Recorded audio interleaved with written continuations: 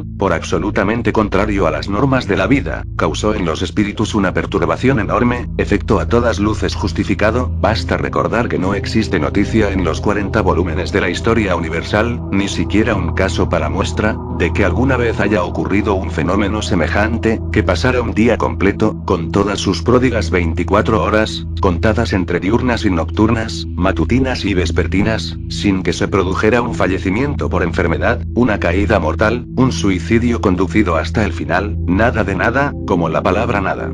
Ni siquiera uno de esos accidentes de automóvil tan frecuentes en ocasiones festivas, cuando la alegre irresponsabilidad o el exceso de alcohol se desafían mutuamente en las carreteras para decidir quién va a llegar a la muerte en primer lugar. El fin de año no había dejado atrás de sí el habitual y calamitoso reguero de óbitos, como si la vieja a tropos de regaño amenazador hubiese decidido envainar la tijera durante un día. Sangre, sin embargo, hubo, y no poca. Desorientados, confusos, horrorizados, dominando a duras penas las náuseas, los bomberos extraían de la amalgama de destrozos míseros cuerpos humanos que, de acuerdo con la lógica matemática de las colisiones, deberían estar muertos y bien muertos, pero que, pese a la gravedad de las heridas y de los traumatismos sufridos, se mantenían vivos y así eran transportados a los hospitales, bajo el sonido dilacerante de las sirenas de las ambulancias. Ninguna de esas personas moriría en el camino y todas iban a desmentir los más pesimistas pronósticos médicos. Este pobre diablo no tiene remedio posible, no merece la pena perder tiempo operándolo, le decía el cirujano a la enfermera mientras ésta le ajustaba la mascarilla a la cara. Realmente, quizá no hubiera salvación para el desdichado el día anterior, pero lo que quedaba claro era que la víctima se negaba a morir en este. Y lo que sucedía aquí, sucedía en todo el país. Hasta la medianoche en punto del último día del año aún hubo gente que aceptó morir en el más fiel acatamiento de las reglas, tanto las que se refieren al fondo de la cuestión, es decir, se acabó la vida, como las que se atienen a las múltiples formas en que el dicho fondo de la cuestión, con mayor o menor pompa y solemnidad, suele revestirse cuando llega el momento fatal. Un caso sobre todo interesante, obviamente por tratarse de quien se trata, es el de la ancianísima y veneranda Reina Madre. A las 23 horas y 59 minutos de aquel 31 de diciembre nadie sería tan ingenuo para apostar el palo de una cerilla quemada por la vida de la real señora. Perdida cualquier esperanza, rendidos los médicos ante la implacable evidencia, la familia real, jerárquicamente dispuesta alrededor del lecho, esperaba con resignación el último suspiro de la matriarca, tal vez unas palabras, una última sentencia edificante para la formación moral de los amados príncipes sus nietos, tal vez una bella y redonda frase dirigida a la siempre ingrata retentiva de los súbditos futuros. Y después, como si el tiempo se hubiera parado, no sucedió nada. La reina madre no mejoró ni empeoró, se quedó como suspendida, balanceándose el frágil cuerpo en el borde de la vida, amenazando a cada instante con caer hacia el otro lado, pero atada a este por un tenue hilo que la muerte, solo podía ser ella, no se sabe por qué extraño capricho, seguía sosteniendo. Ya estamos en el día siguiente, y en él, como se informó nada más empezar este relato, nadie iba a morir. La tarde ya estaba muy avanzada cuando comenzó a circular el rumor de que, desde la entrada del nuevo año, más exactamente desde las 0 horas de este día 1 de enero en que estamos, no había constancia de que se hubiera producido en el país fallecimiento alguno. Podría pensarse, por ejemplo, que el rumor tuviera origen en la sorprendente resistencia de la reina madre a desistir de la poca vida que aún le restaba, pero lo cierto es que el habitual parte médico distribuido por el gabinete de prensa de Palacio a los medios de comunicación social aseguraba no solo que el estado general de la real enferma había experimentado una visible mejoría durante la noche, sino que incluso sugería y hasta daba a entender, eligiendo cuidadosamente las palabras, la posibilidad de un completo restablecimiento de la importantísima salud. En su primera manifestación el rumor podría haber partido con toda naturalidad de una agencia de pompas fúnebres y traslados, por lo visto nadie parece dispuesto a morir en el primer día del año, o de un hospital, ese tipo de la cama 27 ni ata ni desata, o del portavoz de la policía de tráfico, es un auténtico misterio que, habiéndose producido tantos accidentes en la carretera, no haya ni un muerto para muestra. El rumor, cuya fuente primigenia nunca fue descubierta, aunque a la luz de lo que sucederá después eso importe poco, llegó pronto a los periódicos, a la radio, a la televisión, e hizo que inmediatamente las orejas de los directores, adjuntos y redactores jefes se alertaran. Son personas preparadas para olfatear a distancia los grandes acontecimientos de la historia del mundo y entrenadas para agrandarlos siempre que tal convenga. En pocos minutos ya estaban en la calle decenas de reporteros de investigación haciendo preguntas a todo bicho viviente que se les pusiera por delante, mientras que en las caldeadas redacciones los teléfonos se agitaban y vibraban con idéntico frenesí indagador.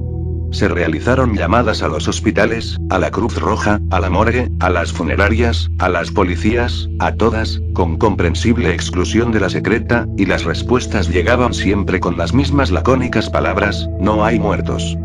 Más suerte tuvo aquella joven reportera de televisión a quien un transeúnte, alternando la mirada entre ella y la cámara, contó un suceso vivido en persona y que era copia exacta del ya citado episodio de la reina madre. Estaba sonando la medianoche, dijo, cuando mi abuelo, que parecía a punto de expirar, abrió los ojos de repente antes de que sonase la última campanada del reloj de la torre, como si se hubiese arrepentido del paso que iba a dar, y no murió. La reportera, hasta tal punto estimulada con lo que acababa de oír, sin atender a súplicas ni protestas: por favor, señora, no puedo, tengo que ir a la farmacia, mi abuelo necesita la medicina, empujó al hombre hasta dentro de la unidad móvil. Venga, venga conmigo, su abuelo ya no necesita medicinas, gritó, y a continuación ordenó regresar al estudio de televisión, donde en ese preciso instante se estaba preparando todo para un debate entre tres especialistas en fenómenos paranormales, a saber, dos brujos reputados y una famosa vidente, convocados a toda prisa para analizar y dar su opinión sobre lo que ya comenzaba a ser llamado por algunos graciosos, de esos que no respetan nada, la huelga de la muerte. La confiada periodista trabajaba partiendo de la más grave de las equivocaciones, porque había interpretado las palabras de su fuente informativa como significando que el moribundo, en sentido literal, se arrepintió del paso que estaba a punto de dar, o sea, morir, finar, estirar la pata, y por tanto decidió dar marcha atrás. Sin embargo, las palabras que el feliz nieto pronunció efectivamente, como si se hubiese arrepentido, eran radicalmente diferentes de un perentorio se arrepintió. Unas cuantas luces de sintaxis elemental y una mayor familiaridad con las elásticas sutilezas de los tiempos verbales habrían evitado el equívoco y el consiguiente rapapolvo que la pobre muchacha, roja de vergüenza y humillación, tuvo que soportar de su jefe directo. Lo que no podían imaginar, ni uno ni otra, es que la tal frase, pronunciada en directo por el entrevistado y nuevamente escuchada en la grabación que emitió el telediario de la noche, sería entendida de la misma equivocada manera por millones de personas, lo que acabará teniendo como desconcertante consecuencia, en un futuro muy próximo, la creación de un movimiento de ciudadanos firmemente convencidos de que con la simple acción de la voluntad se puede vencer a la muerte y que, por consiguiente, la inmerecida desaparición de tantas personas en el pasado se habría debido a una censurable flaqueza de voluntad de las generaciones anteriores. Pero las cosas no se quedaron así. Dado que las personas, sin que para tal tengan que acometer ningún esfuerzo perceptible, seguirán sin morir, otro movimiento popular de masas, dotado de una visión prospectiva más ambiciosa, proclamó que el mayor sueño de la humanidad desde el principio de los tiempos, es decir, el gozo feliz de una vida eterna aquí en la tierra, se había convertido en un bien para todos, como el sol que nace todos los días y el aire que respiramos. Pese a disputarse, por decirlo así, el mismo electorado, hubo un punto en que los dos movimientos supieron ponerse de acuerdo, y fue nombrar para la presidencia honoraria, dada su eminente calidad de precursor, al intrépido veterano que, en el instante supremo, había desafiado y derrotado a la muerte. Hasta donde se sabe, no se le atribuyó particular importancia al hecho de que el abuelo se encuentre en estado de coma profundo y, según todos los indicios, irreversible.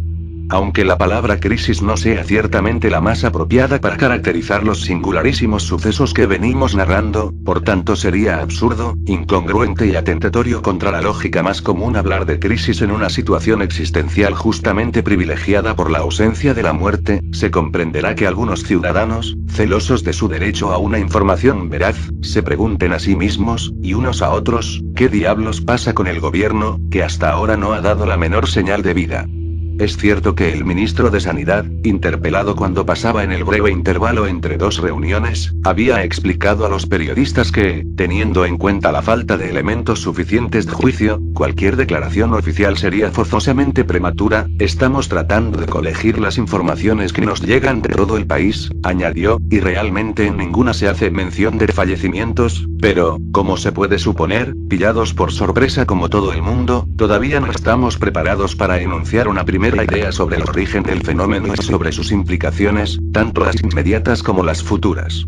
Podría haberse quedado aquí, lo que, teniendo en cuenta las dificultades de la situación, ya sería de agradecer, pero el conocido impulso de recomendar tranquilidad a las personas a propósito de todo y de nada, de mantenerlas sosegadas en el redil sea como sea, ese tropismo que en los políticos, en particular si están en el gobierno, se ha convertido en una segunda naturaleza, por no decir automatismo, movimiento mecánico, le obligó a rematar la intervención de la peor manera. Como responsable de la cartera de Sanidad, les aseguro a quienes me escuchan que no existe motivo alguno de alarma. Si he entendido bien lo que acabo de oír, observó un periodista con tono que no quería parecer demasiado irónico, en su opinión de ministro no es alarmante el hecho de que nadie esté muriendo. Exacto, aunque con otras palabras, es eso mismo lo que he dicho, señor ministro. Permítame que le recuerde que todavía ayer había personas que morían y a nadie se le pasaba por la cabeza que eso fuera alarmante. Es lógico, lo habitual es morir, y morir solo es alarmante cuando las muertes se multiplican, una guerra, una epidemia, por ejemplo, es decir, cuando se salen de la rutina, podría decirse así, pero, ahora que no se encuentra a nadie dispuesto a morir, es cuando usted nos pide que no nos alarmemos. Convendrá conmigo que, por lo menos, es bastante paradójico, es la fuerza de la costumbre. Reconozco que el término alarma no tiene aquí cabida. ¿Qué otra palabra usaría entonces, señor ministro? Le pregunto porque, como periodista consciente de mis obligaciones que presumo ser, me preocupa emplear el término exacto siempre que sea posible.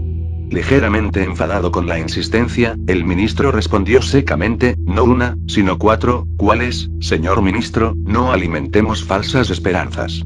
Habría sido, sin duda, un buen y honesto titular para el periódico del día siguiente, pero el director, tras consultar con su redactor jefe, consideró desaconsejable, incluso desde el punto de vista empresarial, lanzar ese cubo de agua fría sobre el entusiasmo popular. Ponga lo mismo de siempre, año nuevo, vida nueva, dijo.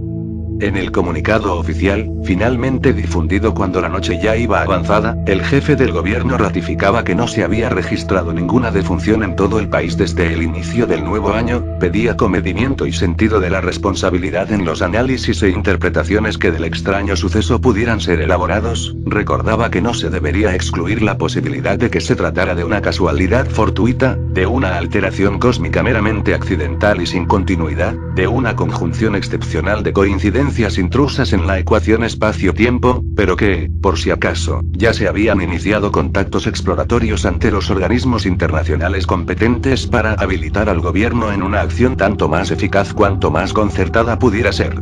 Enunciadas estas vaguedades pseudocientíficas, destinadas también a tranquilizar, por lo incomprensibles, el desbarajuste que reinaba en el país, el primer ministro concluía afirmando que el gobierno se encontraba preparado para todas las eventualidades humanamente imaginables, decidido a encarar con valentía y con el indispensable apoyo de la ciudadanía los complejos problemas sociales, económicos, políticos y morales que la extinción definitiva de la muerte inevitablemente suscitaría, en el caso, más que previsible, de que llegara a confirmarse.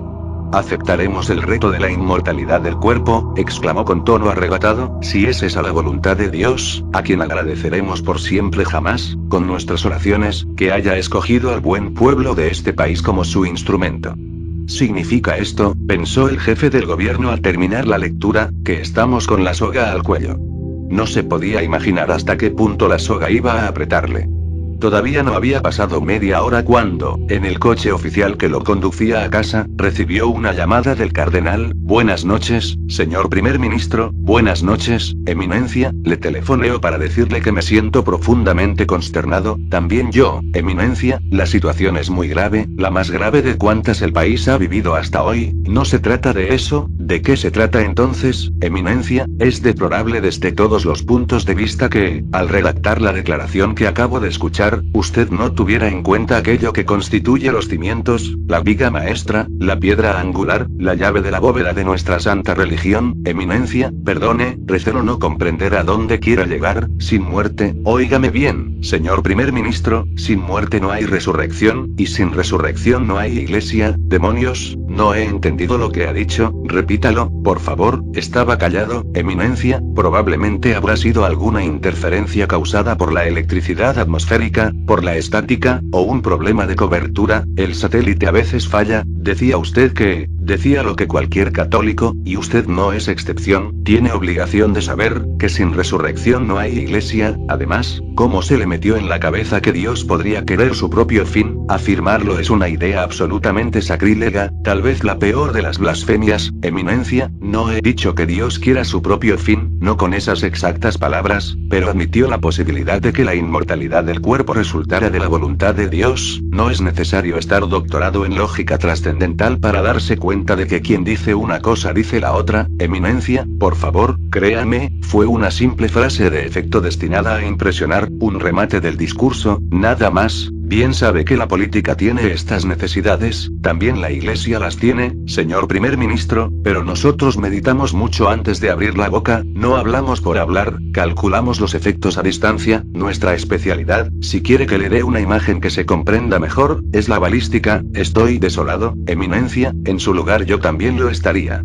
Como si estuviera calculando el tiempo que tardaría la granada en caer. El cardenal hizo una pausa, luego, en un tono más suave, más cordial, dijo: me gustaría saber si dio a conocer la declaración a su majestad antes de leerla ante los medios de comunicación social. Naturalmente, Eminencia, tratándose de un asunto de tanto melindre. ¿Y qué dice el rey, si no es secreto de estado? ¿Le pareció bien? ¿Hizo algún comentario al acabar? Estupendo, estupendo. ¿Qué es lo que dijo su majestad? Estupendo, quiere decirme que también blasfemó. No soy competente para formular juicios de esa naturaleza, Eminencia. Vivir con mis propios errores ya me cuesta demasiado trabajo. Tendré que hablar con el rey, recordarle que, en una situación como esta, tan confusa, tan delicada, solo la observancia fiel y sin desfallecimientos de las probadas doctrinas de nuestra Santa Madre Iglesia podrá salvar al país del pavoroso caos que se nos viene encima. Vuestra Eminencia decidirá, está en su papel. Le preguntaré a su majestad qué prefiere, si ver a la reina madre siempre agonizante, postrada en un lecho del que no volverá a levantarse, con el inmundo cuerpo reteniéndole indignamente el alma, o verla, por morir, triunfadora de la muerte, en la gloria eterna y resplandeciente de los cielos. Nadie dudaría la respuesta, sí, pero al contrario de lo que se cree, no son tanto las respuestas lo que me importa, señor primer ministro, sino las preguntas. Obviamente me refiero a las nuestras. Fíjese cómo suelen tener, al mismo tiempo, un objetivo a la vista y una intención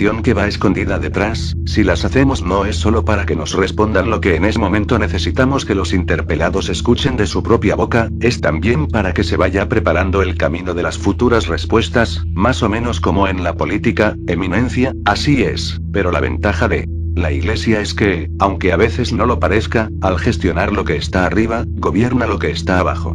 Hubo una nueva pausa, que el primer ministro interrumpió. Estoy casi llegando a casa, Eminencia, pero, si me lo permite, todavía me gustaría exponerle una breve cuestión. Dígame, ¿qué hará la Iglesia si nunca más muere nadie? Nunca más es demasiado tiempo, incluso tratándose de la muerte. Señor primer ministro, creo que no me ha respondido. Eminencia, le devuelvo la pregunta, ¿qué hará el Estado si no muere nadie nunca más? El Estado tratará de sobrevivir, aunque dudo mucho que lo consiga, pero la Iglesia,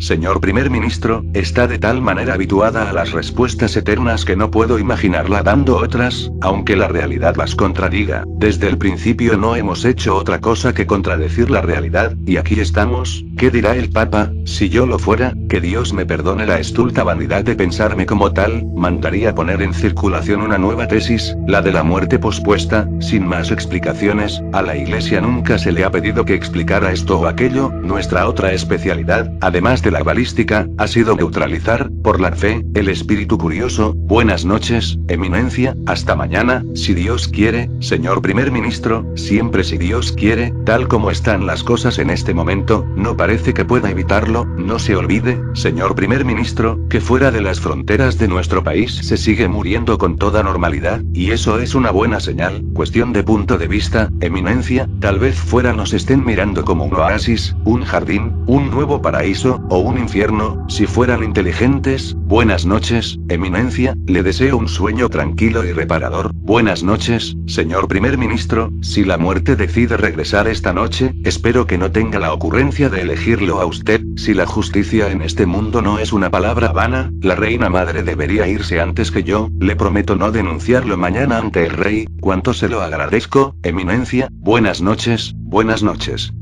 Eran las 3 de la madrugada cuando el cardenal tuvo que ser trasladado a todo correr al hospital con un ataque de apendicitis aguda que obligó a una inmediata intervención quirúrgica.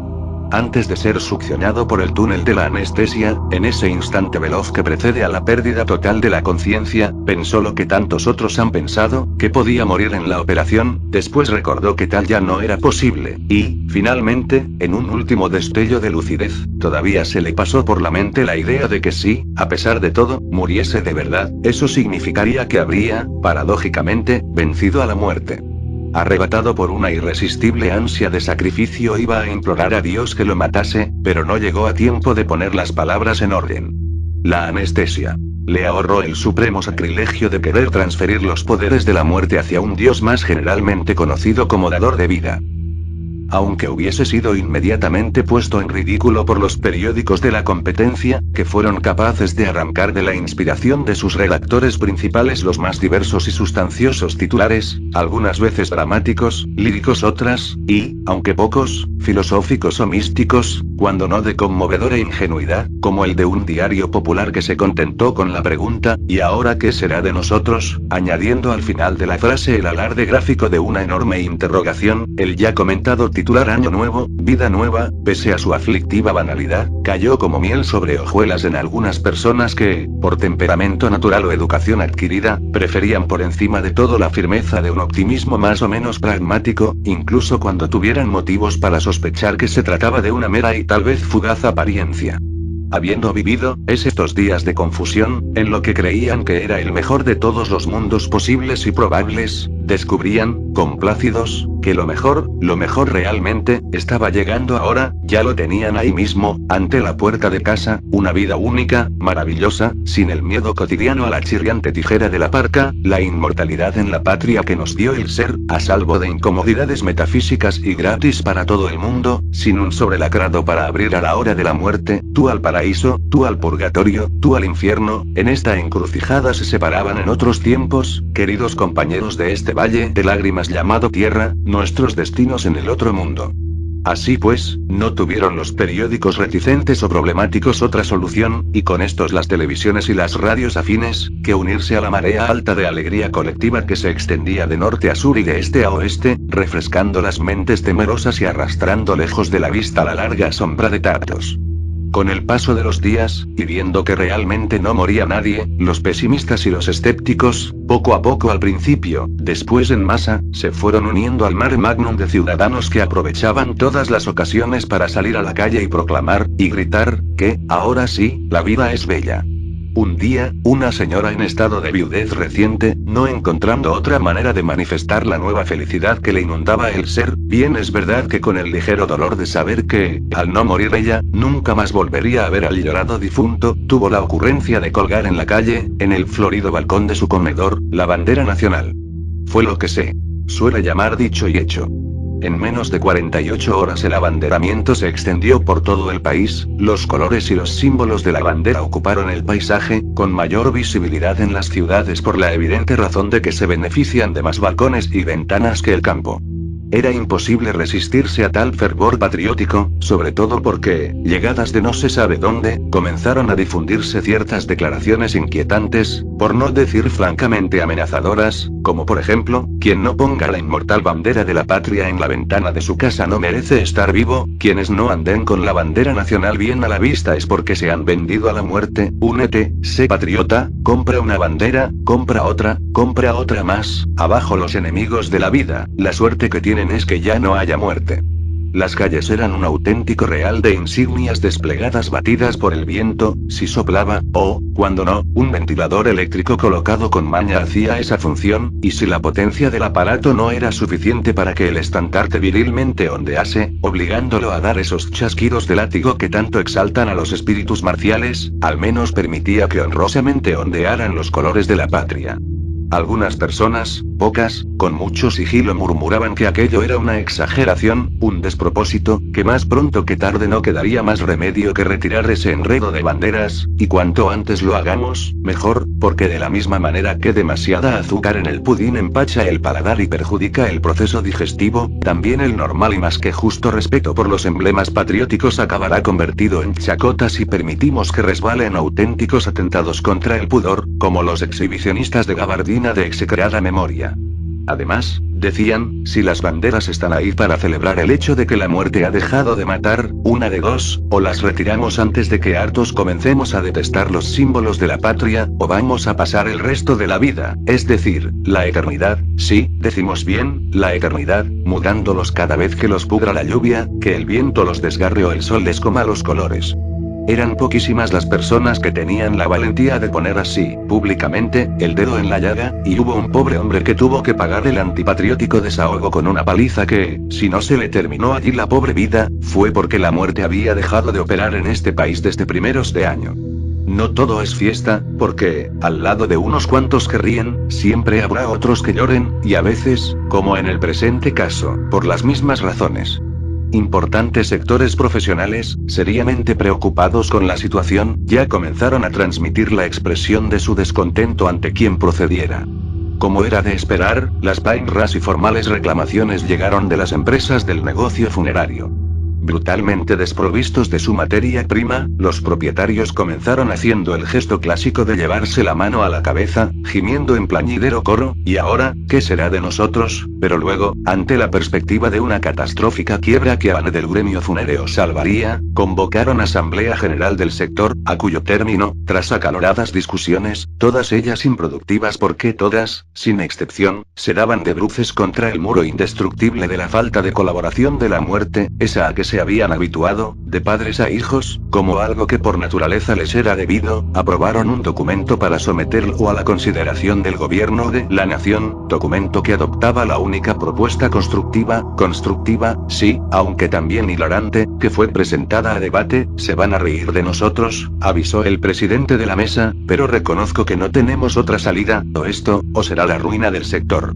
Informaba el documento de que, reunidos en Asamblea General Extraordinaria para examinar la gravísima crisis en que se estaban debatiendo con motivo de la falta de abastecimiento en todo el país, los representantes de las agencias funerarias, después de intenso y participativo análisis, durante el cual siempre había imperado el respeto por los supremos intereses de la nación, llegaron a la conclusión de que todavía era posible evitar las dramáticas consecuencias de lo que sin duda iba a pasar a la historia como la peor calamidad colectiva que nos cayó encima desde la fundación de la nacionalidad, o sea, que el gobierno decida declarar obligatorios los entierros o la incineración de todos los animales domésticos que fenezcan de muerte natural o por accidente, y que tal entierro o incineración, regulados y aprobados, sean obligatoriamente realizados por la industria funeraria, teniendo en cuenta los méritos prestados en el pasado como auténtico servicio público que ha sido, en el sentido más profundo de la expresión, generaciones tras generaciones. El documento proseguía, solicitamos también la mejor atención del gobierno para con el hecho de que la indispensable reconversión de la industria no será viable sin abultadas inversiones, ya que no es lo mismo sepultar a un ser humano que llevar hasta su última morada a un gato o un canario, y por qué no decirle un elefante de circo o un cocodrilo de bañera, siendo por tanto necesario reformular de arriba a abajo nuestro know-how tradicional, sirviendo de providencial apoyo a esta indispensable actualización la experiencia ya adquirida desde la oficialización privatización de los cementerios de animales, o sea, lo que hasta ahora no había pasado de intervención marginal de nuestra industria, aunque, no lo negamos, bastante lucrativa, pasará a ser actividad exclusiva, evitando así, en la medida de lo posible, el despido de centenares si no millares de abnegados y valerosos trabajadores que durante todos los días de su vida se han enfrentado valerosamente a la imagen terrible de la muerte y a quienes la misma muerte ahora les da de forma inmerecida la espalda, expuesto lo que, señor primer ministro, rogamos, con vista a la merecida protección de una profesión a lo largo de milenios clasificada de utilidad pública, se digne considerar, no solamente la urgencia de una decisión favorable, sino también, en paralelo, la apertura de una línea de créditos bonificados, o mejor, y eso sería oro sobre azul, o dorado sobre negro, que son nuestros colores, por no decir de la más elemental justicia, la concesión de préstamos a fondo perdido que ayuden a viabilizar la rápida revitalización de un sector cuya supervivencia se encuentra amenazada por primera vez en la historia, y desde mucho antes de ella, en todas las épocas de la prehistoria, pues nunca a un cadáver humano debe de haberle faltado quien, más pronto o más tarde, acudiese a enterrarlo, aunque no fuera nada más que la generosa tierra abriéndose.